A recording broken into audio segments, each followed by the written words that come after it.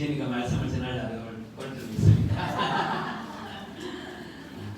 이제 우리 희진이가 말씀 전할 때 제가 살아있겠죠?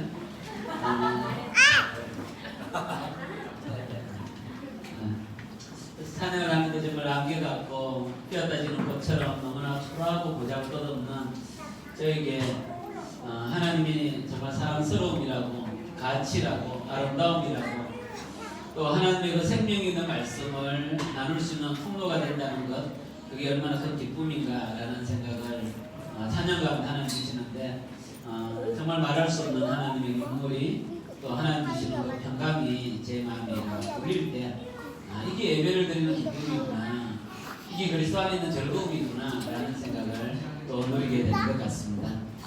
정말 우리에게 하나님이 품이라는 아버지의 품을 정말 사모하는 교회를 주셨다는 것 너무너무 감사한 것 같아요. 그래서 이제 어느 교회에 다니십니까? 교회 이름이 뭡니까? 라고 얘기할 때 품원교회입니다 라고 얘기할 때 하나님의 품에서 교회를 경험하는 교회입니다 라고 얘기할 때 제 마음이 얼마나 기쁜지, 정말 하나님 우리에게 주신 많은 선물 중에 하나가 이름이구나 라는 생각을 하게 됩니다. 우리 아이가 태어나면 우리 엄마 아빠가 아이에게 주는 첫 번째 선물이 뭐예요? 이름이죠. 이러면은 엄마 아빠의 기대와 소망이 있는 것처럼 우리 교회를 향한 하나님의 마음이 이 품원교회라는 이름 속에 담겨져 있는 것 같아요. 그래서 우리가 단순하게 이름을 부르는 게 아니라 하나님의 마음을 사모하면서 우리가 품원교회입니다 라는 것들을 꿈꿨으면 좋겠어요. 우리가 일선의 삶이 정말 만만치 않지만 정말 하나님이 우리를 홀로 살아가는 인생의 여정을 살아가신 게 아니라 정말 하나님이 우리 인생을 당신의 뜻 안에서 인도하는 인생으로 만드신 것 같아요. 단지 그것을 내가 느끼는 날이 있고 느끼는 주가 있고 기대하는 주가 있는가 하면 그러지 못하고 그냥 삶 속에서 힘든 여정 속에서 나에게 주어진 많은 어떤 일과 어려움 가운데서 살아가는 그것이 있을 뿐이지, 하나님이 우리를 향해 갖고 계시는 그 계획과 신실하게 인도하심은 말할 수 없을 만큼 크다라는 생각을 하게 됩니다. 그래서 우리가 정말 이와 같은 그림을 꿈꾸면서 살아갔으면 좋겠다라는 생각을 합니다. 우리 영어를 한 거 알죠? God is a history maker. 여러분은? 한번 더 하겠습니다. God is a history maker. 하나님의 역사를 만드시는 분일 뿐만 아니라 우리를 그 역사에 참여시키기를 원하시는 분이십니다. 오늘 우리 말씀은 다시 또 다시라는 주제입니다. 여러분 누가 이런 마음을 가질까요? 네, 다시 해야지, 또 다시 해야지, 그죠? 그래서 여러분 휴가를 보낼 때 그런 마음 들지 않습니까? 내가 전반부는 조금 약했지만 후반부는 나는 다시 뛸 거야 라고 결심하는 것처럼 다시 또 다시라는 메시지를 정말 결심을 누가 할까요? 누가 하시는 것 같아요? 누가 하는 것 같아요? 네, 하나님이 하시는 거죠. 그죠? 그래서 에스겔서 16장은 하나님이 또다시 해야지 라는 결심을, 하나님의 그 결심을 에스겔을 통하여 이스라엘 공동체에 드러나는 그 내용이 잘 기록된 것이 에스겔서 16장이에요. 그래서 좀 길어요. 1절부터 63절까지 있어요. 그래서 우리가 다 읽고 나면 순교할 수가 있어요. 그죠? 그래서 오늘 14절까지 하나님이 너희를 얼마나 사랑하는지에 대한 얘기를 다음 9절만 우리가 오늘 교독을 하도록 하겠습니다. 주께서 나에게 말씀하셨다. 너는 예루살렘 사람들에게 그들이 얼마나 역겨운 일을 저질렀는지 알려주어라. 이렇게 말하여 주어라. 나 주 하나님이 예루살렘을 두고 말한다. 너희 고향 내가 태어난 땅은 가나안이고 내 아버지는 아모리 사람이고 내 어머니는 헷 사람이다.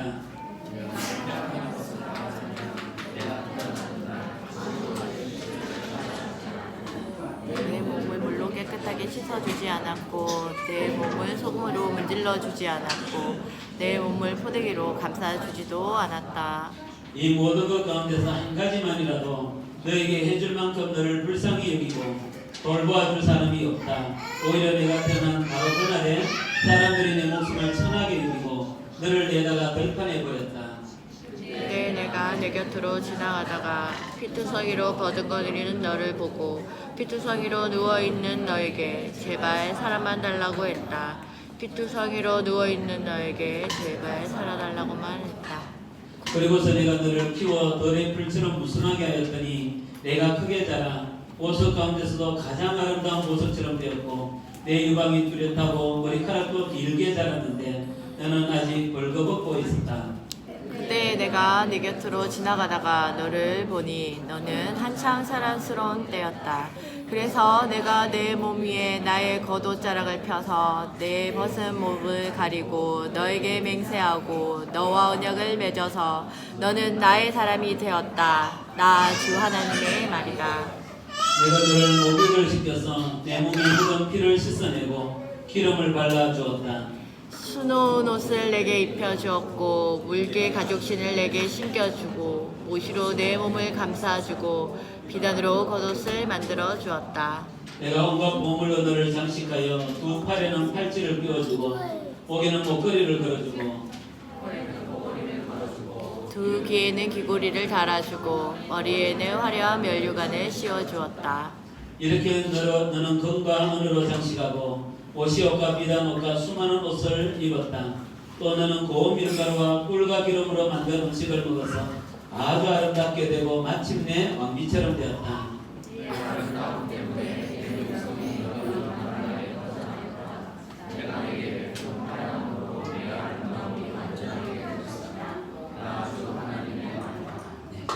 마치 엄마가 어린아이를 돌보듯이 너무나 세밀하게 세심한 모습으로 돌보시는 하나님의 모습을 잘 표현되는 구절인 것 같아요. 원래 63절까지 읽어야 되지만 우리가 끝을 열심히 한다는 믿음을 갖고 오늘 본문까지 말씀을 나누겠습니다. 정말 우리가 뭔가 글자를 쓰는데 잘 글자가 내 마음에 들지 않거나 틀렸으면 무엇으로 지웁니까? 우리 친구들 뭐로 지워요? 지우개. 지우개로 지워요. 그죠? 그림을 그렸는데 내 마음에 안 들어. 그럼 그림을 어떻게 지워요? 네, 그림을 잘 지울 수가 없기 때문에 가끔은 어떻게 합니까? 다른 색깔로 어때? 아름답게 꾸미거나 아니면 그렸던 그 그림마저도 구겨서 버릴 때가 있습니다. 정말 어떤 사람이 아름다운 도자기를 만들려고 심혈을 기울여서 도자기를 만드는데 그 도자기가 삐뚤삐뚤하게 모양이 잘 나지 않으면 어떡합니까? 그 도자기가 너무나 아깝지만 망치로 도자기를 깨뜨려 버리는 것처럼 바로 내가 생각했던 것, 내가 그렸던 것, 내가 꿈꿨던 그림들이 잘 그려지지 않을 때 우리는 어떡합니까? 깨뜨리고 다시 짓고 싶은 마음이 생겨나는 거죠. 바로 하나님도 그러신 것 같아요. 사실 하나님은 어떡합니까? 아브라함을 부르시고 이삭과 야곱과 요셉을 통하여 민족을 만드시고 애굽 땅에서 200만이나 되는 큰 민족을 만드시고 광야에서 진짜 하나님의 백성, 하나님의 친백성을 만들어 주셨어요. 오랜 시간이 걸린 거죠. 400년이 걸렸어요. 그리고 그 이스라엘 백성들을 어디에 두셨나요? 가나안 땅에 두시면서 하나님의 마음, 하나님의 소망, 하나님의 기대가 있었어요. 그것은 바로 해처럼 별처럼 달빛처럼 많은 자들에게 어떠합니까? 밝음을 전하는 하나님의 아름다움을 전하는 그런 나라, 그런 민족이 되기를 너무너무 소망했지만 그러나 이스라엘은 어떠합니까? 하나님의 마음에서 떠나고 하나님의 생각에서 떠나고 하나님의 길에서 떠나는 그런 민족이 되었던 거죠. 그래서 이때까지가 몇 년이 걸렸을까요? 아브라함을 부르시고 그들이 멸망을 당할 때까지 몇 년이 걸렸냐면 약 1500년 혹은 1600년이 걸렸어요. 여러분은 1500년 혹은 1600년 동안 만들었던 어떤 것이 있어요? 근데 마음에 들지 않아요. 그럼 여러분 어떻게 하고 싶어요? 버리고 싶어요? 깨뜨리고 싶어요? 아니죠. 박물관에 넣고 어때요? 돈 벌고 싶죠. 그죠? 근데 하나님은 어떻게 하느냐? 바로 깨뜨리기로 결정하신 거예요. 그게 바로 뭐냐 하면 이 포로 생각이에요. 그래서 이스라엘은 아무리 어떻게 못한다 할지라도 제로베이스 기본은 했던 거죠. 그러나 하나님은 이제는 드디어 어떡합니까? 이스라엘을 포로 생활을 하겠다는 결심을 하게 되는 것입니다. 그래서 북이스라엘은 어떻게? 아수르에게 멸망을 당하게 되고 지금 남유다는 어떡합니까? 완전히 멸망당한 것은 아니지만 첫 번째 포로와 두 번째 포로의 생활을 경험하는 그 시점에 하나님이 이 에스겔서를 기록하게 하셨던 거예요. 그 이스라엘 백성들은 어떻게 합니까? 언제나 자기 생각대로 말하죠. 나 이 길로 가고 싶어. 나 이렇게 하고 싶어. 이렇게 어때 먹고 싶어. 이런 거 좋아. 마치 우리 아이들이 엄마에게 떼쓰는 것처럼 이스라엘은 하나님께 떼를 쓰고 있는 거죠. 그러나 하나님은 어떡합니까? 그렇지만 그럼에도 불구하고 내가 널 사랑함에도 불구하고 너는 그 길을 가서는 아니돼 라고 말씀하는 하나님의 모습을 에스겔서 16장에서 볼 수가 있다는 거죠. 한마디로 말하면 신랑이가 보여집니다. 여러분 우리 자녀들 키우면 그런 일이 있어요 없어요? 아침부터 저녁까지 있지 않아요 그죠? 아이는 이걸 하고 싶고 엄마는 그러면 안 된다고, 엄마는 이걸 먹으라 그러는데 아이는 그걸 먹지 않으라 그러죠. 끊임없이 아이를 키우면서 신랑이를 벌리는 엄마처럼 오늘 에스겔서 16장은 이스라엘이 하고 싶은 이야기와 하나님이 해야만 되는 그 긴장 속에서 하나님의 마음, 하나님의 생각, 하나님의 안타까움이 잘 드러나는 본문이 에스겔서 16장입니다. 그래서 다른 이제 표현되는 말이 이 표현입니다. 핍주성이라 할지라도 살아있으면 좋겠다. 이게 누구의 마음입니까? 엄마의 마음이죠. 엄마의 마음. 그 엄마의 마음, 하나님의 마음이 엄마의 마음처럼 잘 표현되어 있는 것이 오늘 읽었던 본문의 내용입니다. 우리 친구들, 엄마가 화가 났어요. 엄마가 화가 났어요? 화가 나면 여러분 어떤 느낌이 들어요? 무서워요, 그죠? 무서워요, 맞아요, 그죠? 그죠? 겁이 나죠, 그죠? 그래서 엄마 아빠가 화날 때 어때요? 엄마가 날 사랑한다는 게 느껴져요, 느껴지지 않아요? 잘 느껴지지 않아요, 그죠? 그럼에도 불구하고 엄마가 날 사랑한다는 것은 사실인 것처럼 바로 하나님이 이스라엘 백성들을 멸망 가운데 두십니다. 이제 느부갓네살 왕으로 말미암아 첫 번째 포로 생활이 시작되었고 이제 에스겔을 통하여 두 번째 포로 생활이 시작되었습니다. 나라는 망하고 있고 이스라엘 백성들은 흩어지게 되고 포로의 삶은 너무나 비참한 그런 모습을 볼 때마다 하나님이 나를 사랑하는구나, 하나님이 함께하는구나, 하나님의 뜻이 있구나 라는 생각보다는 하나님은 나를 좋아하지 않아, 하나님은 나를 싫어해 라는 생각을 가질 수가 있다는 거예요. 그렇기 때문에 하나님은 첫 번째 뭐라고 말씀하시느냐면 내가 너를 참 사랑해 라는 메시지를 줍니다. 내가 비록 이렇게 징계하지만 이스라엘이 멸망 가운데 있지만 너희가 포로 가운데 있지만 너희 삶은 무너지고 있지만 너희를 향한 내 사랑은 변함이 없고 그 정말 너희를 향한 내 사랑이 얼마나 민감하게 세밀하게 나타나고 있는지를 먼저 말씀하고 계시는 것입니다. 그래서 뭐라고 얘기합니까? 너희가 가나안 땅에 태어났지만 엄마가 햇사람이고 아빠가 아모리 사람이지만 너희는 정통 혈통이 아니지만 정말 너희들에게 탯줄을 잘라줄 사람이 없고 태어났을 때 소금으로 잘 소독하여 안전하게 만들어줄 사람이 없고 정말 너희가 태어났을 때 이렇게 강보에 사서 너는 너무 소중한 존재라는 그 첫 번째 눈빛을 줄 사람이 없다 할지라도 나는 너희에게 그런 존재다 라고 말씀하고 있는 것입니다. 그래서 너가 태어났을 때 이 많은 것 중에 한 가지라도 너에게 해주면서 불쌍히 여기는 사람이 없지만 그러나 나는 어떤 사람이라고요? 나는 너에게 그런 존재라고 말씀합니다. 그래서 제가 이 말씀을 묵상하다가 이 그림이 떠올랐어요. 누굴까요? 사실 모세예요, 그죠? 모세가 태어나자마자 어떻게 되나요? 엄마 아빠의 꿈에서 살지 못하고 나일강에 아그가 굴굴거리는 그 나일강에 버려진 존재처럼 바로 이 이스라엘의 모습은 그렇다는 거죠. 이스라엘의 모습은 그렇다는 거죠. 정말 그가 태어났을 때 그를 웰컴하며 보호하며 사랑스러운 눈빛을 줄 그런 곳에 태어난 것이 아니라 아무도 그를 돌봐주지 않는 그런 땅에 태어나게 된 것입니다. 그래서 오늘 구절에 보면 아까 우리가 읽을까 말까 주제했던 구절이죠. 어떤 구절이었어요? 핏투성이라 할지라도 살아있었으면 좋겠어. 핏투성이라 할지라도 살아있었으면 좋겠어라는 그 구절이 두 번 반복돼요. 왜 그럴까요? 바로 이스라엘의 모습이 그랬던 거죠. 애국 땅에 태어났던 이스라엘, 핍박받는 이스라엘, 생존의 위협을 받는 이스라엘. 오늘 어때? 내 목숨이 나일강에 던져질지도 모르는 악의 밥이 될지도 모르는 그 두려움과 염려가 있는 그 땅에 태어난 이스라엘 백성들. 그들 보면 어떤 마음이 들까요? 오늘 꼭 살았으면 좋겠어. 오늘은 꼭 살았으면 좋겠어 라는 마음이 누구의 마음이었어요? 하나님의 마음, 이스라엘 향한 하나님의 마음이었어요. 그래서 하나님은 어떠합니까? 이스라엘 백성들을 잘 돌보주셨죠. 그래서 숫자가 늘어납니다. 몇만까지 늘어납니까? 네, 어른이 60만 정도가 되니까 어때? 한 200만이 넘는 만큼 엄청나게 숫자도 늘어나고 어때? 점점 더 힘을 갖게 되기도 하고 아름다워지면서 어떠합니까? 정말 여성스러움이 드러나는 만큼 많이 어떻게 성장되고 성숙이 되는 거예요. 그런데 결론이 뭐예요? 결론이 여전히 벌거벗은 알몸. 다시 말하면 뭡니까? 애굽에 의하여 지배를 당하고 애굽이 그들에게 뭔가를 주지 않으면 살아갈 수 없고 애굽에 있자는 종노릇하며 애굽에 있자는 바로의 눈빛이었답니까? 자기의 생사를 결정하는 그런 비참한 모습으로 살아가는 여전히 어떠합니까? 약하고 여전히 부족한 모습을 보여주고 있다는 것이에요. 그런데 하나님이 어떻게 합니까? 사랑할 만한 때가 되어서, 다시 말하면 마땅히 사랑받을 만한 때가 되었을 때 하나님은 이스라엘에게 다가와서도 너와 내가 뭐하자고요? 결혼하자, 언약을 맺자 라고 얘기합니다. 그리고 시내산에서 어떠합니까? 너는 나의 백성이 되고 나는 너의 하나님이 되는 약속을 하는 거죠. 이스라엘이 미래에서가 아니에요. 커서가 아니에요. 힘이 있기 때문에 아니에요. 자랑거리가 있는 것이 아니에요.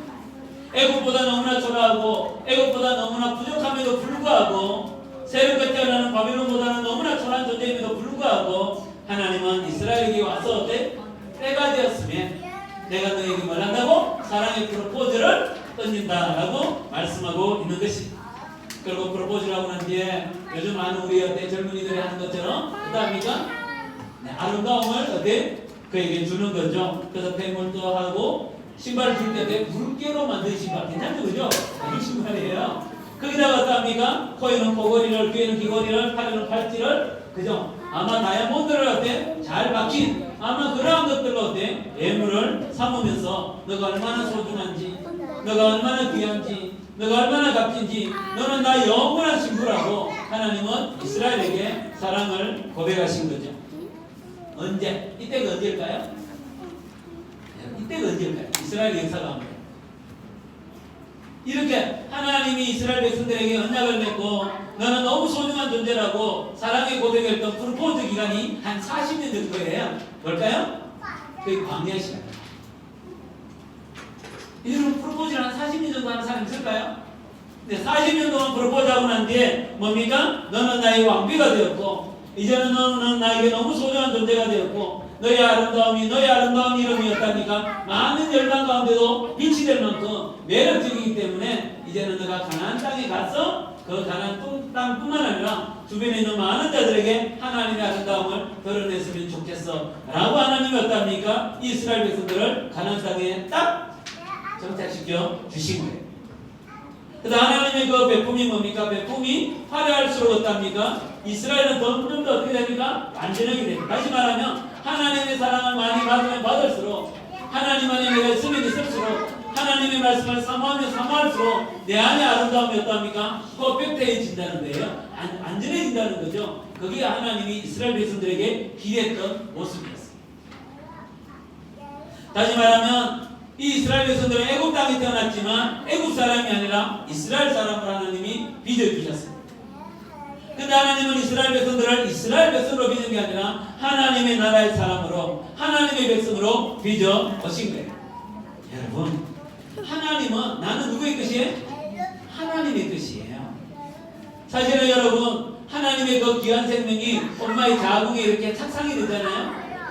여러분 사진을 보면 알겠지만 어떡합니까? 꼼짝거리는 게 어때요? 너무 작아요. 그죠? 그래서 지금 우리 양봉이가 이제 그 엄마의 뱃속에서 무릎을 자르고 있어요. 이제 몇 주예요? 20주 정도 되면 어때요? 한 어디 정도 돼요? 20cm요? 그럼 20cm 2mm잖아요. 그죠? 20cm. 이거 많이 컸네. 그죠? 이제 많이 컸어요. 정말 요만한 어때? 양봉이가 어때? 요만한 어때? 양봉이가 어때? 꼴깍꼴깍꼴깍 붙어가지고 이제 한 이 정도 됐어요. 이 정도 됐어요. 이 정도. 근데 여러분 알겠지만 그 생명이 내 몸에 탁상이 되어서 자라갈 때 얼마나 많은 위기와 얼마나 많은 어떤 힘겨움이 있어요. 그죠? 근데 하나님의 은혜로 어떠합니까? 착상이 되어 이렇게 엄마의 어떤 뱃속에서 20cm 정도 자란 거예요. 아이가 태어났습니다. 여러분 우리가 아이를 키워보면 알겠지만 내가 주는 밥을 먹고 아이가 큰다는 게 너무 신기하지 않아요? 그 맛없는 밥, 그 반찬. 여러분 놀랍잖아요. 밥을 먹는 아이가 커. 너무 놀랍지 않아요?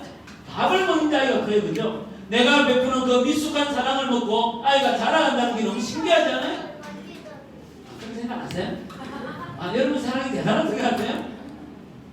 다시 말하면 그 아이가 자라는 것은 하나님의 은혜가 아니고는 하나님의 돌보심이 아니고는 어떠합니까? 도저히 어때? 자라갈 수가 없는 거예요. 엄마 이거 있잖아요. 진짜 짜증스러움. 아빠 이거 분노. 그죠? 그죠? 뭐 그 눈빛, 그 미워하는 그 이야기들, 그죠? 그런 얘기를 먹고 아이가 그래도 이 정도로 잘한다는 것은 하나님의 놀라운 뭐예요? 이적에 가까운, 기적에 가까운 일이에요. 근데 이제 아이가 이제 자라서 어떻습니까? 괜찮다 싶으지만 괜찮은 존재가 아니잖아요. 그래서 우리 청년들 보면 정말 몸은 너무 잘 자랐어요. 그죠? 얼굴도 너무 매력적이에요. 그죠? 옷도 괜찮게 입고 다녀요. 그죠? 말도 얼마나 젠틀하게 하는지. 그런데 어떡합니까? 너무나 약하잖아요. 내 마음에 수치심이 가득하고 부끄러움이 가득하고 그래서 누군가의 말이 내 마음에 떨어지면 쉽게 끼어지는 그것처럼 우리의 존재가 너무너무 약하다는 사실을 알게 된다는 것이에요. 이런 것처럼 바로 하나님이 이스라엘을 사랑해 줬지만 이스라엘이 자랐지만 너무나 소중한 존재지만 하나님은 그 이스라엘에게 뭘 맺는다고요? 언약을 맺죠. 언약을 맺죠. 나는 내 하나님이 되고 너는 내 백성이 되는 것들을 하나님은 약속하신답니다. 저도 제 인생을 이렇게 뒤돌아보니까 정말 하나님이 내 인생을 어떻게 만들었냐면 오나밀려의 5째 아들로 키운 시간보다 이해되세요? 정말 아버지가 있고 어머니가 있고 중2 때 아버님이 돌아가시고 그죠? 형님들의 돌봄 가운데 오나밀려의 5째 아들로 자라왔던 그 시간보다 하나님이 진짜 내가 대학교 시절에 하나님을 인격적으로 만나고 대학교 3학년 때 예수님을 인격적으로 만나고 그분이 내 인생을 신실하게 인도해왔던 모습이 어때? 지금 내 인생에는 더 큰 것 같아. 그냥 내가 키가 작은 어때? 누가 나를 사랑할까? 라는 열등의식이 많았던 청년 때보다 정말 내가 하나님의 자녀로 하나님의 백성으로 하나님의 소중한 존재라는 생각을 갖고 사는 것 너무너무 큰 변화인 것 같아요. 정말 내가 이제 행정학과에 와서 도시아의 본대를 보여주겠다는 그 비전과는 이해할 수도 없고 비교할 수도 없고 어쩌면 내가 대학 시절에 들어올 때 한 번도 꿈꾸지 않았던 간사라는 삶을 살고 그리고 지금은 목회자로 살아가는 이것은 한 번도 생각하지 않았지만 하나님이 내 인생에 친히 개입하셔서 하나님이 하나님의 비전으로 나를 디자인했다는 사실 너무 놀랍다. 예전에 옛날에도 누군가의 말을 들으면 화가 나고 짜증나고 슬퍼지고 괴로워지며 나를 비난하고 비판하고 또 다른 누군가를 어때 원망했던 내 모습에서 그래서 조금은 그래도 아니고 많이 들어가지만 조금은 누굴 향하여 긍휼한 마음 불쌍히 여기는 마음 내 약함을 어때 하나님 앞에서 받아들여지는 내 모습 이런 모습을 볼 때마다 하나님이 내 인생을 디자인하고 계시는구나. 하나님이 내 인생을 채색하고 있구나. 내가 이제는 어때? 세상의 모습 내 그때 그 세상의 모습이 아니라 하나님이 나를 디자인하고 꾸며가시고 하나님이 채워가시는 것들로 채워가는 내 인생의 여정을 조금 볼 수 있는 것 같아요.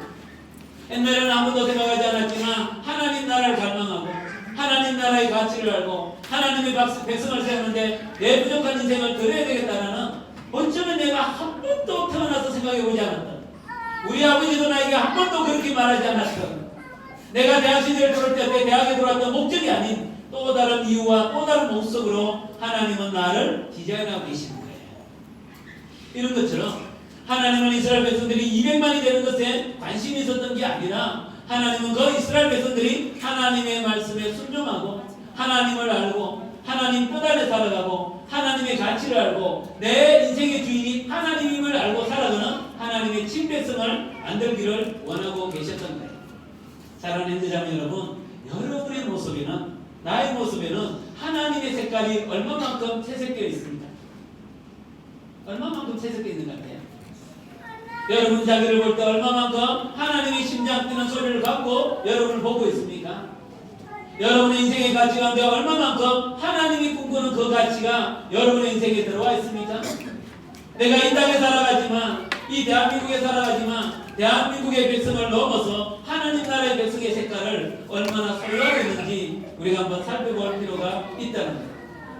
그래서 하나님은 이스라엘 백성들을 애굽의 백성으로 키우지 않고 이스라엘 백성으로 키웠고 하나님은 이스라엘 백성으로 키우지 않고 하나님 나라의 백성으로 키우는 것처럼 우리 한 사람 인생 가운데 생각 가운데 마음 가운데 삶 가운데 하나님의 나라의 그림을 그리기를 원하고 계시는 거예요. 아멘. 이게 정말 그래서 대학생이 되는 게 중요한 게 아니라 내가 결혼하는 게 중요한 게 아니라 내가 이제는 사회적으로 높은 지위를 갖는 게 중요한 게 아니라 우리의 자녀들이 어떻습니까? 자라면서 키가 자라고 공부도 좀 잘하고 엄마 말도 잘 듣고 이게 중요한 게 아니라 정말 우리의 인생 가운데 하나님의 색깔이 얼마만큼 있는가, 하나님의 마음이 얼마만큼 있는가, 하나님의 계획이 얼마만큼 있는가, 이게 더 중요한 거예요. 우리 부모님들 정말 우리 자녀들이 이렇게 건강하게 잘 자라는 거 감사할 일이지만 또 한 가지는 뭡니까? 진짜 이 아이의 인생의 주인이 하나님임을 알고 하나님의 색깔이, 하나님의 마음이, 하나님의 계획이 우리 아이들 가운데 충만하게 일어나는 그런 갈망과 갈증이 없다면 우리는 어떠합니까? 그냥 애국 땅에서 아이를 키우는 것과 별 차이가 없어요. 우리 청년 여러분 그렇지 않아요? 정말 이때는 내 모습이 아름답고 누군가가 나를 보면서 부러워하고 자랑거리가 되지만 그러나 여러분 곰곰이 한번 생각해 보세요. 내 생각에서, 내 마음에서, 내 인생의 계획에서 하나님의 것들이 없다면 나는 어떤 존재입니까? 그냥 애국 땅에서 잘 사는 존재예요. 출애굽하지도 못하고 광야 가운데서 하나님의 것들로 채색되지 않는 존재가 되어질 수가 있다는 거예요. 이런 존재가 세상에 가면 어떨까요? 여전히 세속적이에요. 근데 결국 어떠합니까? 이스라엘이 떠납니다. 떠난다는 게 뭐냐면 내 마음대로 한다 이런 뜻이에요. 떠난다는 뜻이 그런 거예요. 근데 그 떠남의 출발점이 뭐냐면 15절이 같이 한번 읽을까요? 시작.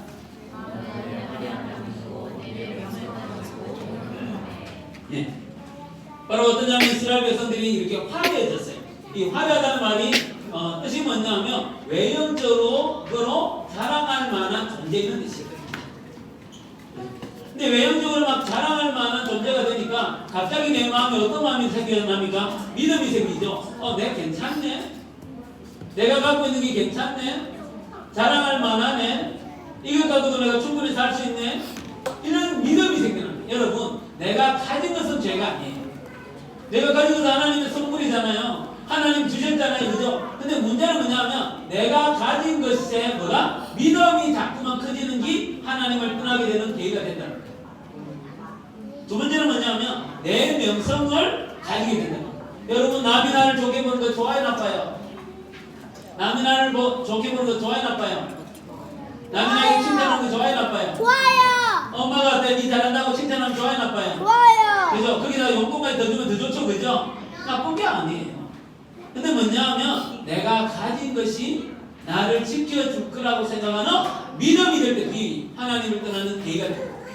근데 여러분 내가 가진 것이 어떠합니까? 너무나 별 것이 없다는 걸 알게 됐어요. 최근에 어떤 골프를 하시는 분이 있었어요. 근데 이제 골프를 하다 보니까 딱딱 소리가 나잖아요. 그죠? 딱딱 소리가 나니까 그 옆에 있던 분이 너무 화가 났던 거 봐요. 그래서 이제 신나를 갖고 와서 이제 불을 확 뿌리고 결국 그 이제 자기도 죽게 되고 그 주인 부부도 어때? 엄청난 화상을 입게 되었어요.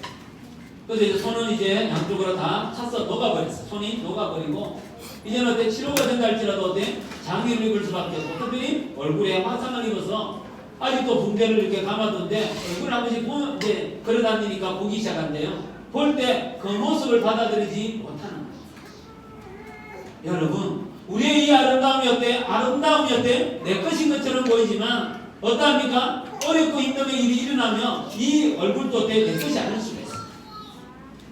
여러분 명성이라는 것은 내가 가는 게 아니죠. 누가 나에게 말해줘야 되잖아요. 목사님 괜찮아요. 목사님 설교 너무 재밌어요. 우리 목사님 정말 괜찮은 사람 같아요. 있어 보니까 재미있는데 너무 좋아요. 이런 얘기를 제가 좀 듣고 싶어요. 근데 이제 그걸 어때? 내가 어때? 할 수 없잖아요. 누가 나에게 들려줘야 되잖아요. 근데 문제는 뭔지 아세요? 그 들려주는 소리가 어떠합니까? 바뀐다는 문제예요. 나에게 그렇게 어때? 설교가 재밌다 한 사람이 설교가 재미없어요. 이렇게 돼요. 목사님 너무 좋아요 한 사람은 싫어 얘기잖아요. 그죠? 여러분 엄마 아빠가 그렇지 않아요? 너무 사랑해 이러다가 네 누구 딸이야? 이렇게 얘기잖아요. 다시 말하면 명성은 내게 아니에요. 근데 우리는 어떠합니까? 마치 명성이 어때? 자랑거리가 평판이 마치 내 것인 것처럼 생각하고 그때부터 뭡니까? 내 마음에 교만이 생겨나는 거예요. 내가 가진 많은 것들이 어떠합니까? 마치 하나님이 나에게 주신 선물임에도 불구하고 어느 순간에 어떠합니까? 이것이 내 인생을 지켜줄 거라는 믿음을 갖기 시작하는 순간 어떻게 됩니까? 우리는 행음이 뭐예요? 행음이 뭡니까? 간음을 하는 것과 같이 마땅히 사랑을 줘야 될 그 대상에게 사랑을 주지 않고 또 다른 누군가에게 사랑을 주는 것 그게 행음이죠. 그와 같은 일이 일어날 수밖에 없다는 거예요. 그래서 그게 나타나는 현상이 뭐냐면 우상숭배. 내 마음에 하나님이 있어야 되지만 내 마음에 하나님이 없을 때 어떻습니까? 또 다른 무엇인가가 내 마음에 들어와서 나를 통치하고 있는 상태. 그게 바로 뭡니까? 우상숭배. 그런데 내 마음을 지배하는 게 뭐냐면 하나님이 나에게 주셔서 마음껏 나도 먹고 남을 먹일 만도 넉넉하게 준 것을 갖고 성결하고 줬는데 오히려 어떻습니까? 그것을 갖고 어떻게 우상을 만들어 섬기게 된다는 거예요. 돈을 하나님이 나에게 주시는데 돈을 갖고 남을 섬기는데 어느 순간에 돈이 내 주인이 되어서 나를 지배하게 되는 것, 그걸 보고 탐심, 우상숭배라고 얘기하는 거예요. 결국 어떻게 됩니까? 점점 더 우상이 내 마음에 가득하게 되면요, 일어나는 현상이 뭐냐면 하나님이 사라지고, 하나님이 사라지면 하나님을 향한 감사의 마음이 잊어지게 돼요. 그래서 내가 정말 저는 내 마음에 우상을 섬기는지 하나님을 섬기는지를 볼 수 있는 여러 가지 기준 중에 한 가지가 뭐냐면 내 마음에 누가 중심이 들어와 있느냐, 하나님을 향한 내 마음에 감사가 있느냐를 자세히 보면 내 마음에 어떻게 누가 중심이 된지를 알 수가 있습니다. 또 한 가지는 뭐냐면 결국은 뭡니까? 힘을 찾아 나서게 돼 있습니다. 힘을 찾아 나서 하나님이 내 마음의 중심이 되지 않으면, 하나님이 나의 힘이 되지 못하면, 하나님이 나의 능력이 되지 못하면 우리는 자꾸만 뭡니까? 힘이 있을 거라고 믿어지는 무언가를 찾아간다. 그래서 이스라엘 백성들은 누구를 찾았냐? 그 가나안 땅에 사는 블레셋 사람을 좋아했어. 근데 블레셋보다 더 강력한 나라가 나왔는데 그 나라는 누구냐? 아시리아. 그래서 어때? 북쪽에는 아시리아를 좋아하게 된 거예요. 근데 이제 아수르를 이긴 나라가 어디냐면 바벨론. 지금 이렇게 이라크죠. 이 바벨론이 이기게 되죠. 그러니까 이제는 마음이 어디에 갈까요? 바벨론에게 가는 거예요. 여러분도 그런 경험이 없어요? 딱 들어가 보니까 직장에 들어가 보니까 누가 있을 텐지 알잖아요, 그죠? 그러면 어때? 그 사람의 고개 숙이는 속도가 더 깊어지고 더 빨라지고 어때? 경청이 잘 돼요, 그죠? 근데 다가 보니까 별로 힘이 없을 것 같아 보여. 그러면 어떡합니까? 그 소리가 그냥 흘러 지나가잖아요. 스쳐 지나가잖아요. 이런 일이 일어나는 거예요.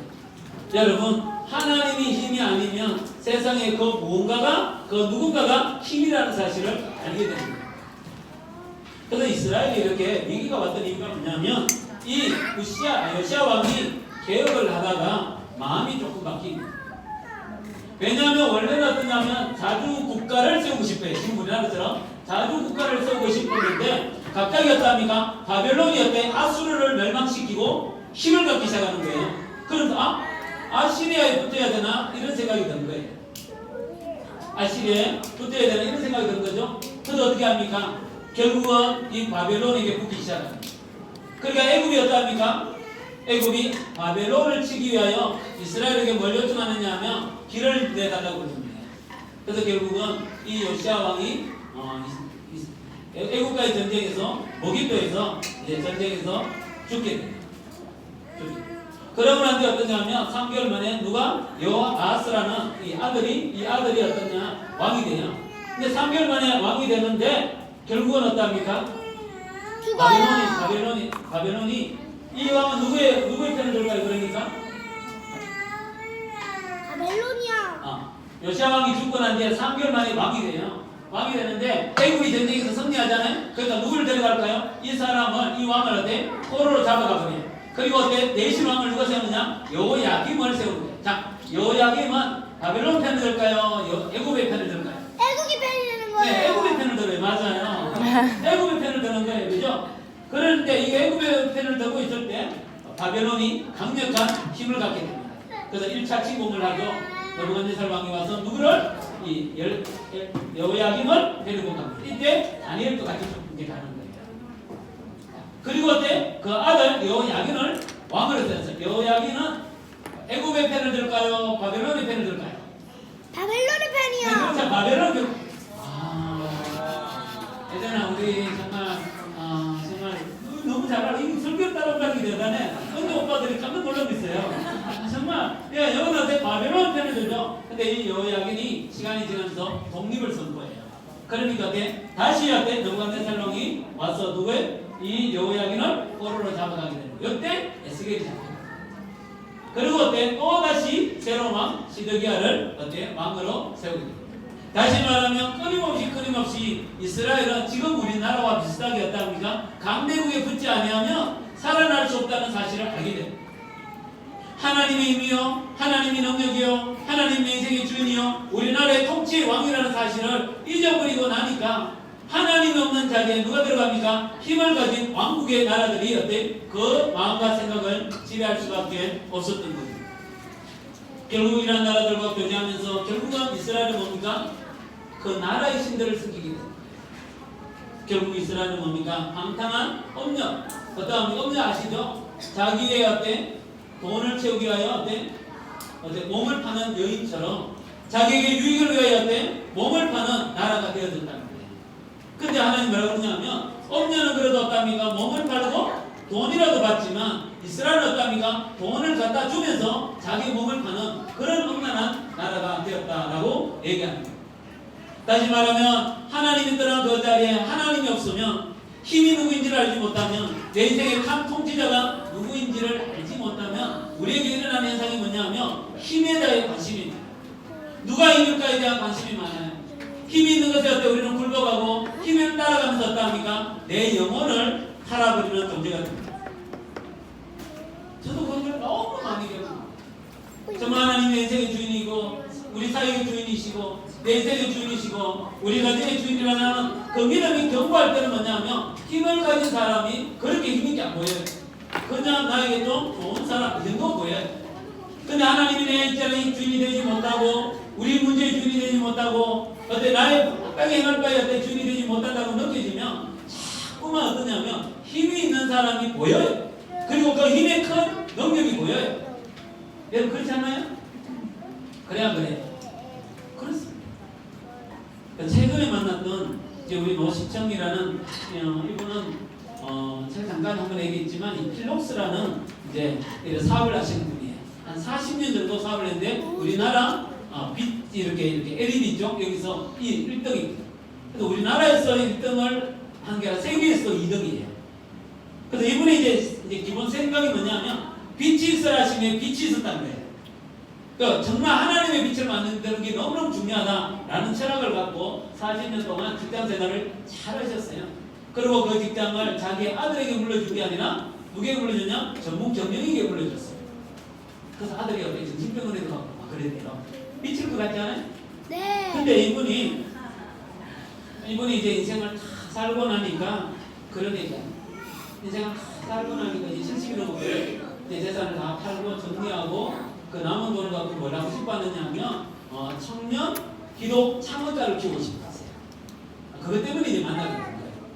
근데 어쨌든 이분이 어때요? 정말 너무너무 중요하고 아인지도 그렇고 제 얘기도 그렇고 너무 중요하신 분이에요. 우리의 생사권을 쥐고 있는 분처럼 느껴졌어요. 그래서 이제 2주 전에 수고해서 만나러 갔는데 제가 너무 힘든 거예요. 특히 아침에 되니까 어때? 심장이 막 멎을 것 같은 거예요. 이 사람이 예수와 너에 따라 우리 운명이 달려들 것 같은 두려움이 있잖아요. 근데 아침에 일어나서 이제 듣기를 하고 기도를 하는데 하나님이 저에게 이제 약간 이제 기도하면 하나님이 좀 환상을 보여주시는 게 조금 있어요. 그렇다고 사역적으로 저는 많이 쓰지는 않아요. 별로 이렇게 저는 사역적으로 큰 거 이렇게 누구에게 말을 하지는 않거든요. 근데 제가 2010년 미국에 한 10년 갔을 때 하나님 저에게 주신 선물 중에 하나예요. 기도를 이렇게 하면 환상이 이렇게 보이거든요. 근데 그 환상이 뭐냐면 기도의 제목이에요. 기도 제목. 너가 그 사람 위해서 이런 마음을 갖고 기도하라. 그래서 주시는 거지. 이렇게 얘기를 잘하지 않는 이유는 얘기를 하면 지배권이 형성돼요. 목사님 날 전부 아시나? 전부 몰라요. 그런 일이 잘 안 일어나거든요. 그래서 말은 하지 않는데 기도를 하는데 하나님이 어떤 장면을 주셨냐면 이 캄캄한 어둠을 주셨어요.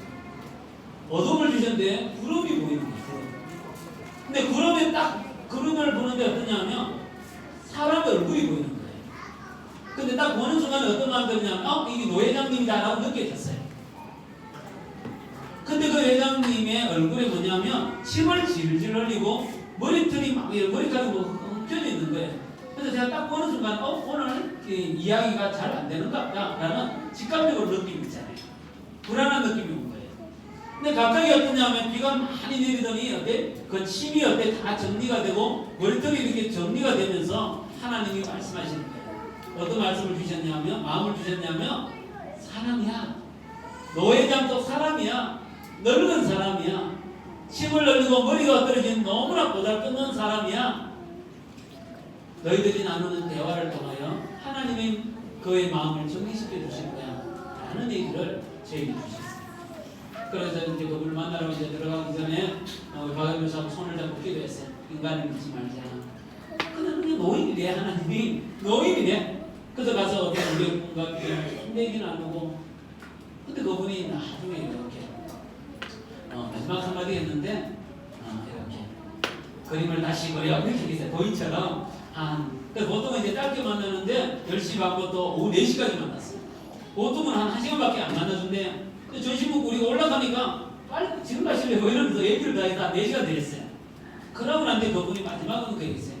그림을 다시 그려 이러면 우리는 이게 안 된다 소리가 적어라 이런 뜻인 줄 알았어요. 근데 그분의 얘기가 뭐냐면 폭포식이 너무 많다는 거예요. 그리고 어때? 옳지 않다는 거예요. 그래서 이제 그런 어떤 과정들이 있었어요. 근데 이분이 그 얘기를 하셨어요. 이분이 뭐냐면 정말 어때? 자기가 어떠냐면 하나님이 주인되지 않는 사업을 하니까 어떠냐면 사업을 40년 동안 했지만 거의 장난을 쳤다는 거예요. 하나님을 갖고 장난을 쳤더라는 거예요. 근데 자기가 이제 사업을 다 내려놓고 정말 이분은 너무 바르게 하셨거든요. 대미죠. 비즈니스 에이드 미션을 했던 분이에요. 실제로 그렇게 하세요. 근데 이분이 뭐냐면 40년 동안 사업을 하고 나니까 장난을 쳤더라는 거예요. 하나님을 갖고 사업처에서 장난쳤더라는 거예요. 그래서 이분이 지금 주장하는 게 뭐냐면 미션 에이드 비즈니스. 미션을 위하여 비즈니스를 해라는 거예요. 그러면 하나님이 기뻐하신다는 거예요. 그러면 이분이 정말 저에게 정말 많은 것을 생각했는데 힘을 믿지 마라. 힘을 믿지 마라. 하나님 외에 그 어떤 것도 힘은 아니야. 자기가 이제 한 1조 정도 돈을 갖고 있대요. 자기가 직접 얘기한 게 아니라 우리를 소개했던 그 명명강 교수님이 있대요. 그런데 이번에 뭐라 그랬냐면 이 감독님도 말씀하셨어요. 너무 걱정이 돼요. 언제 누가 죽일지도 모르겠고 언제 어때? 이 돈이 나를 지배할지도 모르고. 그래서 이분은 돈을 지금 빨리 섬기고 빨리 해서 나 돈 없다. 아들들에게도 나 돈 없어. 이렇게 손자들에게 어때? 돈 없어. 할아버지 돈 없어. 이게 어때? 자기 꿈이래요. 내가 돈이 없다는 걸证明하고 싶은 게 자기 꿈이래요.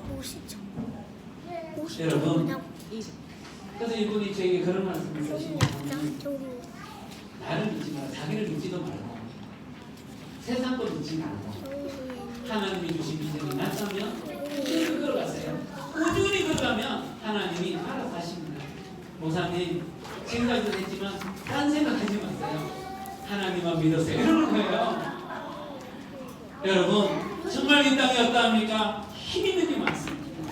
그건 어떠합니까? 힘 있는 걸 믿음이 어떠합니까? 내 존재는 어떠합니까? 엄녀가 됩니다. 그래서 하나님은 어때? 이스라엘 향하여 뭐라 그럽니까? 너 엄녀야 이렇게 부르는 거야. 너 엄녀야.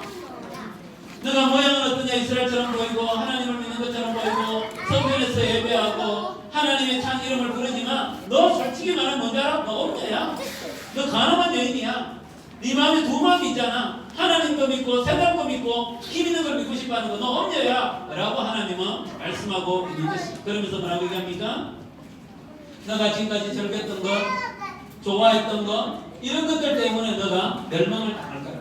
그래서 실제로 이스라엘이 어떻게 멸망을 당하느냐면 북이스라엘은 아수르에게 멸망을 당하지만 남유다는 어떻게? 바벨론에게 멸망을 당하는데 어떻게 멸망을 당하느냐면 시드기야 왕이 바벨론에게서 이렇게 사람들이 왔어요.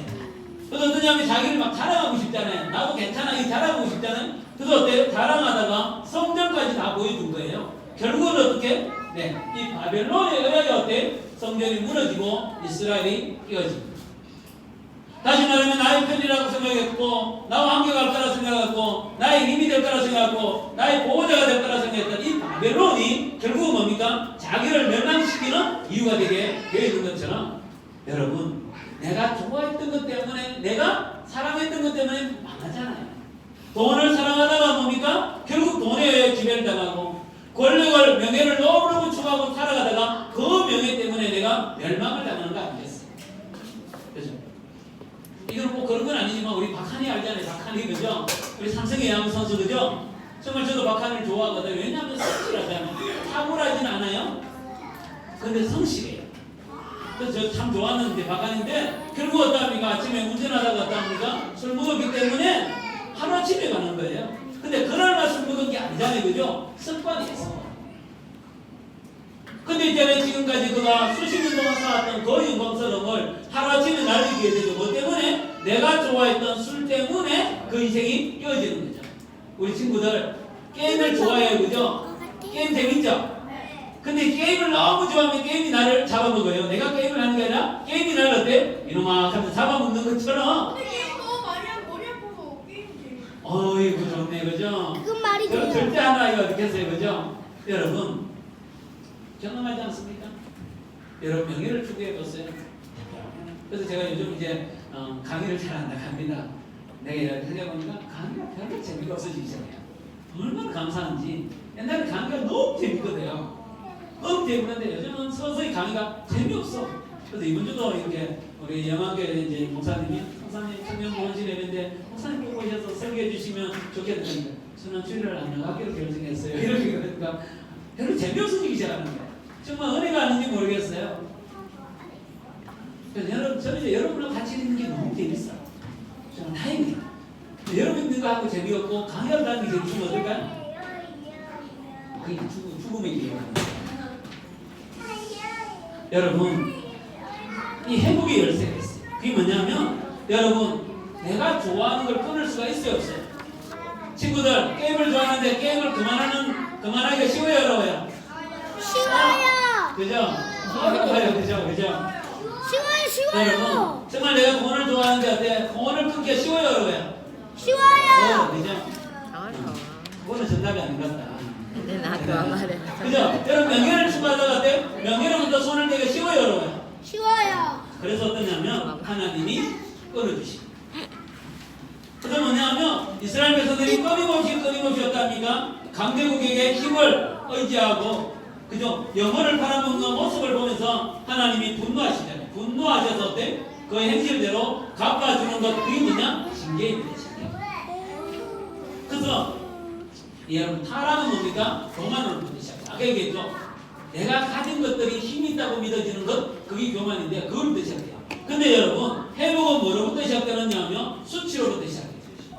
하나님의 그 징계 가운데 내가 너무 초라하고 내가 가진 것이 없고 내가 너무나 비참하다는 그저 때 남들이 나를 바라볼 때 어떻게 볼까라는 생각이 드는 그 수치가 그 부끄러움이 뭡니까? 회복의 열쇠라고 성경은 말하고 있습니다. 그래서 옛날에 이스라엘은 어떠합니까? 그들이 어때? 징계를 받지 않을 때는 에돔이나 소돔이나 그죠? 이렇게 이런 나라들이 어때? 멸망을 당할 때 보면서 그들을 비웃었어요. 왜냐하면 바벨론에서 그 나라가 먼저 멸망을 당하거든요. 그러면서 어때? 그렇게 나쁜 짓을 하니까 멸망을 당하지 이렇게 한 거예요. 비웃습니다. 근데 이제는 어떠합니까? 그 나라들이 어때? 그 나라들로부터 놀림을 당하고 멸시를 당하고 비웃음을 당하고 조롱을 당하는 거예요. 그래서 지금 이스라엘 백성들이 지금 두 번째 어때? 포로 생활하면서 많은 나라들로부터 비웃음을 당하고 있습니다. 여러분, 하나님의 징계 가운데 뭐가 있어요? 비웃음이 있어요. 부끄러움이 있어요. 여러분, 우리가 이렇게 몸부림치는 이유가 뭐예요? 남들로부터 부끄러움을 당하고 싶지 않아서 어때? 우리 마음에 그런 마음이 있잖아요. 저도 그런 게 있어요. 교회를 했다가 어때? 잘 안 되면 어떻게 될까? 이런 생각 많이 하거든요. 목사도 그런 생각해요. 근데 어떤 생각이 드냐면 왜 그럴까? 내가 깊이 묵상해 보면 부끄러워. 다시 말하면 우리 인간의 마음에 하나님을 떠나서 어때? 우리 마음에 빈 마음에 어때? 수치심이 있어요. 수치심. 그래서 어떠냐면 끊임없이 결과를 내고 싶고요. 내가 괜찮은 사람임을 증명하고 싶고요. 내가 너보다 낫다고 얘기하고 싶고요. 끊임없이 그런 마음이 생기는 이유는 우리 마음이 뭐가 있기 때문에 수치감이 있기 때문에. 근데 하나님은 그 수치감을 통하여 회복의 역사를 만드십니다. 이분 누굴까요?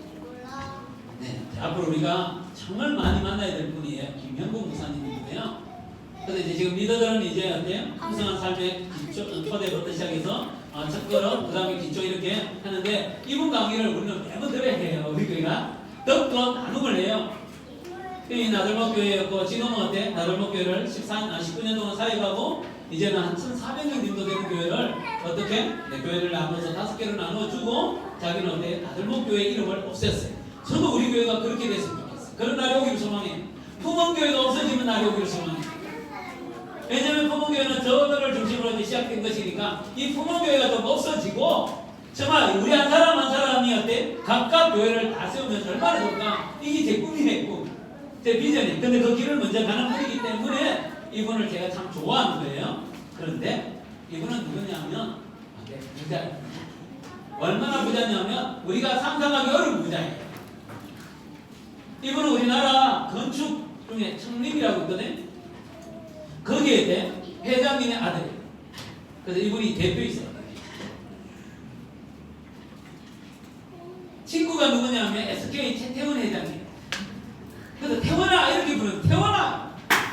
그 최태원 회장이 교회에 나오는데 태원아 이렇게 이해되시죠? 우리 관계 이분 우리 보면 부러울 것이 없는 분이에요. 그런데 이분이 정말 하나님의 나라의 복음에 대하여 가치를 갖게 된 계기가 있는데 그게 뭐냐면 이분이 미국에서 결혼을 해서 살다가 이혼을 했어요. 그때 우리 미국 선배가 차요. 제가 알았죠. 그래서 정말 많은 선배들로부터 욕도 먹고 우리 후배들로부터 비웃음도 당하고 그래서 어떠냐면 이분이 어떠냐면 약 10년 가까이를 한국에 오지를 못했어요. 근데 이번에도 세미나 갔을 때 이 목사님이 그 얘기했어요. 정말 그때 자기가 이혼을 하고 난 뒤에 아무도 자기를 좋아하지 않을 것 같고 내가 목회자로 살 수 있을까라는 생각도 했고 정말 이제는 내는 내 삶은 다 끝났구나. 그래서 자기는 한국에 돌아오지 못하고 어때 정말 외국에 갔을 때 그냥 그렇게 사는 존재로 살 거라고 생각했대요. 그 부끄러움이 어때 너무 수치심이 너무 크대요. 자기 인생에 처음으로 수치감을 느끼게 돼요. 왜냐면 그럴 필요가 없는 사람이었으니까. 그런데 그 수치감이 어때 인생의 청년 가치 이 부자가 돈이 많은 게 의미가 없고 세상의 명예가 가치가 없고 오로지 어때 복음을 전하는 삶이 제일 중요하다. 그래서 다들 뭡니까? 복음을 전하는 어때 청년들에게 복음을 전하는 그런 중심교회를 만드는 거죠. 근데 그분이 그 얘기해요. 내 인생의 정말 큰 포인트가 뭐냐? 하나님이 나를 부끄럽게 하시고 만약에 나에게 부끄러움이 없어 나에게 그 수치가 없을 거야. 나는 도저히 하나님 앞에 설 수 없는 존재였을 것이다. 여러분 베드로도 그렇잖아요. 다 굶기 전에 3번 부인하는 그 수치를 경험하지 못했더라면 아마 베드로는 어쩌면 그는 사도가 되지 못했을 것입니다. 그렇죠? 이런 것처럼 여러분 의 삶에 수치가 있어요. 그렇잖아요? 부끄러움이 있어요. 남에게 자랑할 만한 것이 있으면 막 얘기하고 싶은데 자랑거리가 별로 없는 내 삶이 있을 수가 있어요. 그런데 하나님이 그 수치, 그 부끄러움이 뭔지 아세요? 하나님이 진짜 우리를 회복시키는 열쇠라는 사실을 보이지 않았습니다. 이제 말씀을 마치려고 해요. 여러분 하나님의 마음이 돌이켜졌어요. 왜 돌이켜졌을까요? 이스라엘이 회개했기 때문일까요? 회개했기 때문일까요? 아니, 요 구절을 정말 중요해서 읽어봤어요. 시작. 하나님이 말한다. 너는 내가 한 영세를 하시기 여겨 그 영광이 있겠으니 나도 내가 한 것과 똑같이 너에게 하겠다. 그러나 나는 내 젊은 시절에 내가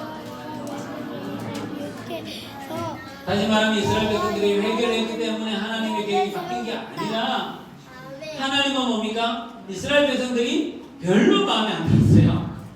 여러분 우리 자녀들 키우면 그럴 때 있어요 없어요? 사랑스러울 때도 있지만 어때요? 고집부르고 떼쓰고 어때요? 그럴 때는 어떻답니까? 확 받고 싶죠 그죠? 그런 마음 생겨요 안 생겨요? 생기죠? 그런데 어떠합니까? 그 마음이 원하는 대로 다 행동하지 않고 엄마 아빠가 절제하는 것처럼 하나님이 어떠합니까? 이스라엘 백성들 보면 어때? 마음에 속 안 들어요.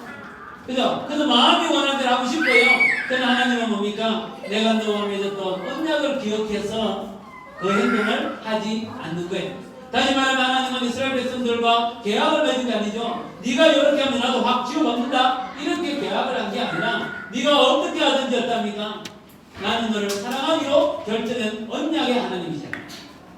그런 것들이 어떠냐면 우리의 모습 속에 또 있습니다. 그래서 여러분 저도 이렇게 사역을 하면서 어떠냐면 이걸 배워가는 것 같아요. 하나님을 배워간다는 게 이런 것 같아요.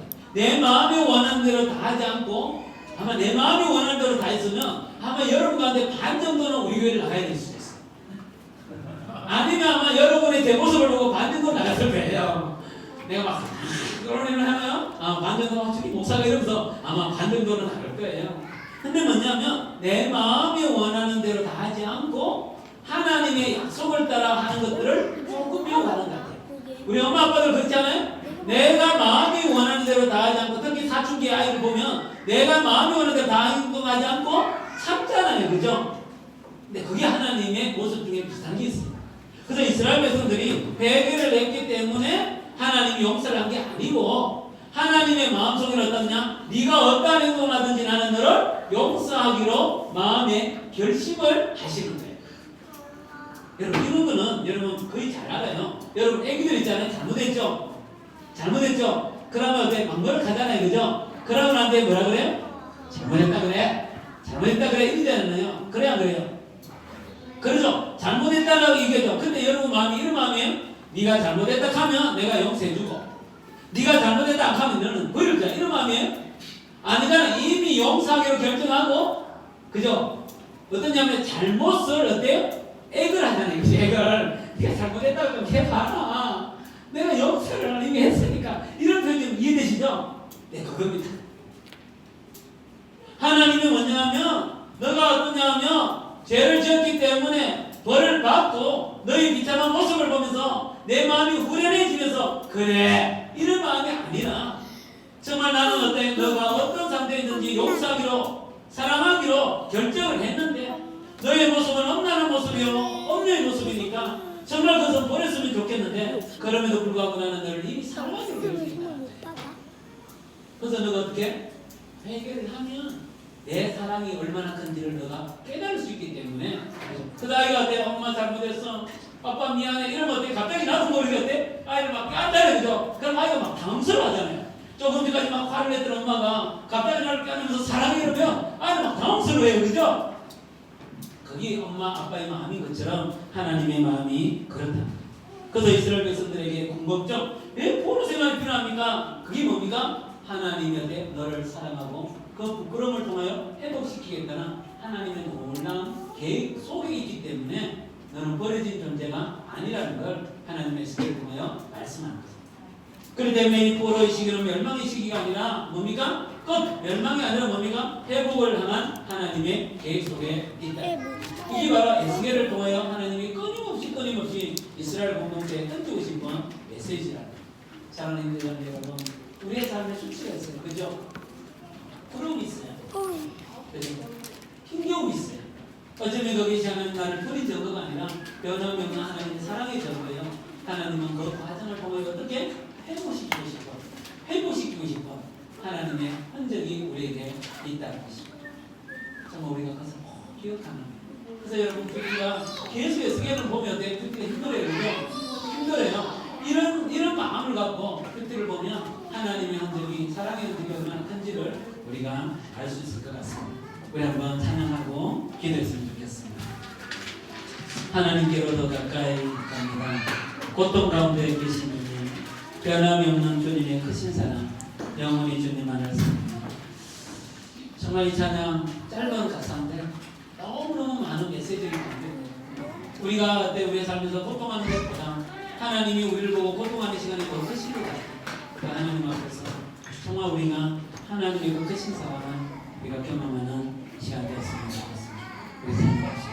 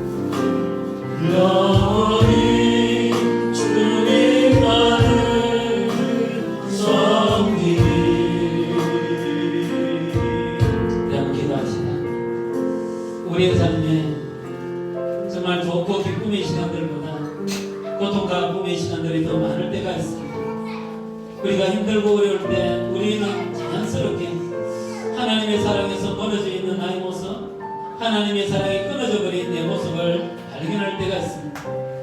그러나 하나님은 뭐라고 말씀하십니까? 아무도 너를 돌볼 사람이 없는 그때에 내가 너를 내 가슴에 품었고 백두성이가 된 너의 피를 닦으며 기름을 바르고 정말 사랑한다고 고백하며 너를 보호했다고 주님은 말씀하고 있습니다. 모든 자들이 다 하늘을 그래도 나는 너를 버리지 않는 존재, 너의 하나님 여호와라고 주님은 말씀하고 있습니다. 우리 한번 기도합시다. 하나님, 정말 내 삶에서 하나님의 사랑이 끊어지지 않으면, 하나님의 사랑이 변하지 않으면 주여 누릴 수 있도록, 깨달을 수 있도록, 어려운 상황 가운데서 경험되어 줄 수 있도록 하나님 은혜를 베풀어 달라고 우리가 한번 기도했으면 좋겠습니다. 같이 기도합시다. 하나님 아버지, 변함이 없는 주님의 사랑을 우리가 알지만 우리의 삶의 문제가 얼마나 고통과 고민 찾아오죠. 하나님, 당신의 사랑을 내려놓고 끊어져버린 하나님의 사랑처럼 느낄 때가 너무 많습니다. 하나님 아버지, 변함이 없는 주님의 사랑을 우리가 기억할 수 있도록 주여 은혜를 베풀어 주시옵소서. 주님의 사랑이 아니고는 주의 사랑을 좋아하지 아니하고는 하나님 아버지, 우리가 살아갈 수 없는 존재를 기다리에 하나님 이 시간 잠잠히 주님의 은혜와 주의 사랑 가운데 우리가 하나님 아버지 다시 한 번 더 걸음 더 나가기를 소원합니다. 변함이 없는 주님의 사랑, 끊을 수 없는 주님의 사랑이 우리를 강권하시니 하나님 아버지, 오늘도 우리가 여기까지 왔음을 잊지 않고 하나님 살아갈 수 있도록 도와주시옵소서. 우리 한번 더 기도합시다. 정말 하나님이 이스라엘을 하나님 애국의 백성이 아니라 이스라엘로 빚으시고 이스라엘이 아니라 하나님의 백성으로 삼아주셨던 것처럼 하나님은 우리를 이 가정에 태어난 존재로만 키우지 않고 이 나라 백성으로만 키우지 않고 하나님의 사랑하는 자녀여 하나님의 백성으로 키워주셨습니다. 우리의 존재가 하나님의 자녀여, 우리의 꿈이 하나님의 나라여, 우리의 마음이 하나님의 긍휼과 자비로 꾸며지는 마음임을 하나님은 잘 알고 계십니다. 그럼에도 불구하고 왜 우리가 하나님을 멀어졌습니까? 하나님이 나에게 주신 것들을 내가 믿었기 때문입니다. 선물로 본 것이 아니라 하나님으로 봤기 때문입니다. 하나님이 나에게 주신 수많은 어떤 자랑거리가 하나님이 주신 선물이 아니라 내가 먹고 살아야 될 양식처럼 생각하고 살았기에 이제 우리 마음에 하나님이 없이도 하나님이 없는 삶을 살아가는 존재가 되었습니다. 우리 한번 기도합시다. 여러분, 하나님보다 더 믿고 하나님보다 더 신뢰하고 하나님보다 더 자랑하고 하나님보다 더 뽐내고 싶은 것들이 무엇입니까? 그것이 바로 우상입니다. 그것이 하나님과 멀어지는 엄난한 삶이 되어질 수밖에 없습니다. 우리 한번 기도합시다. 하나님, 영혼을 파는 어리석음을 범하지 않도록 하나님 은혜를 베풀어 달라고 기도합시다. 하나님 아버지, 주님이 우리에게 주신 것 많지만 하나님 주님 앞에 감사하기보다는 하나님 앞에 것을 믿고 또 신뢰하고 자랑하며 하나님 앞에 힘이 있는 것을 향하여 걸어가는 우리 어리석음을 내려놓습니다. 하나님 아버지, 주께서 우리에게 긍휼을 베풀어 주시고 주께서 우리에게 하나님 불쌍히 여기는 마음을 허락하여 주셨습니다. 하나님 아버지 앞에서 정말 우리의 존재가 하나님만 바라보며 하나님이 주신 선물에 대하여 감사하며 오직 주의 길을 따라가는 자들 되게 하여 주시옵소서.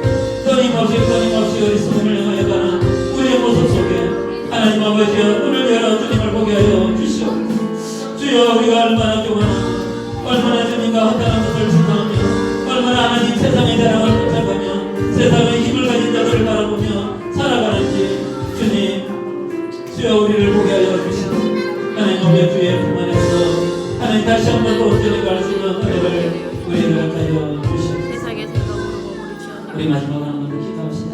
주여 아버지 믿습니다. 주님과 멀어지는 것은 교만이었다면 주님과 다시 가까워질 수 있는 디딤돌은 바로 하나님의 징계 가운데 주어지는 부끄러움입니다. 수치감입니다. 정말 우리는 부끄러움을 당하지 않게 하여 수치를 당하지 않게 하여 몸부림치지만 하나님은 그 부끄러움과 수치 가운데서 끊임없이 사랑하시는 하나님의 마음 생각을 우리에게 주시고, 형제자매 여러분, 무엇 때문에 부끄럽습니까? 무엇 때문에 하나님 수치감이 밀려옵니까? 혹시 부끄러움과 수치감이 밀려올 것에 대한 두려움 때문에 오늘도 몸부림치고 있지는 않습니까? 한번 기도합시다. 주님, 부끄러움이 주님을 만나는 순간이 되게 하여 주시고 부끄러움이 주께로 다가가는 디딤돌이 되어줄 수 있도록 은혜를 베풀으라면 그래서 이스라엘 백성들이 포로의 시간들을 통하여 회복되었던 것처럼 이 시간이 주님 앞에서 회복되어지는 시간 되게 달라고 우리 함께 기도했으면 좋겠습니다. 같이 기도합시다. 하나님 정말 두려움이 밀려옵니다.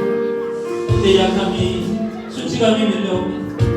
하나님 아버지 주님 앞에 하나님 정말 내 모습이 하나님 앞에 사람들로부터 멀어지면 사람들로부터 버림받을까 두렵습니다.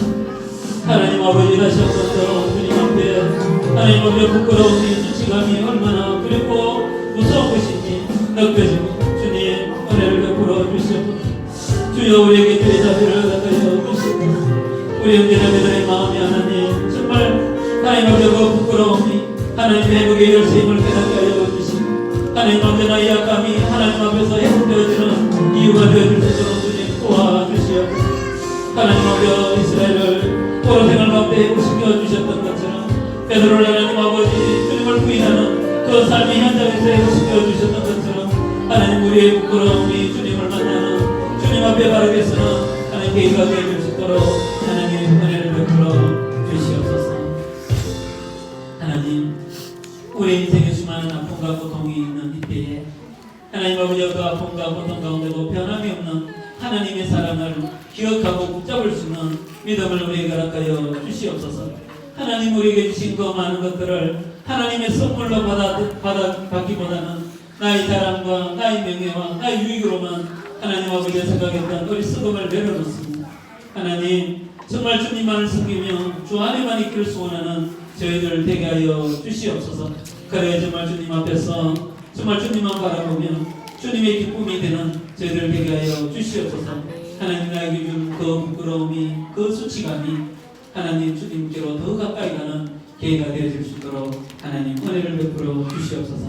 지난주도 주님 신실하게 인도하신 주님 감사합니다. 감사의 예물과 감사의 제목을 하나님께 올려드립니다. 날마다 하나님을 향한 감사가 끊어지지 않게 하여 주시고 이번 한 주도 주님 우리의 삶에 수많은 기도 제목을 주님께 올려드립니다. 기도의 제목마다 하나님의 동행하심이 하나님의 역사하심이 경험되어지는 복된 한 주가 되게 하여 주시옵소서.